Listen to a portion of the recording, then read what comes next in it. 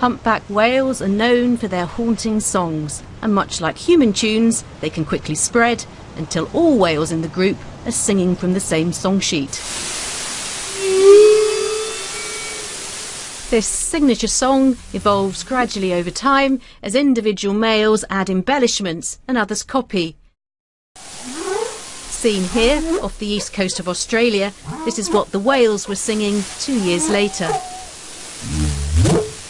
But every now and then a song completely disappears from the oceans and is replaced by something new in what scientists call a revolution event. Researchers studied whales over 13 years. They found that when they changed their tune, the new ballads were always more simple. And that could explain how the crooners of the sea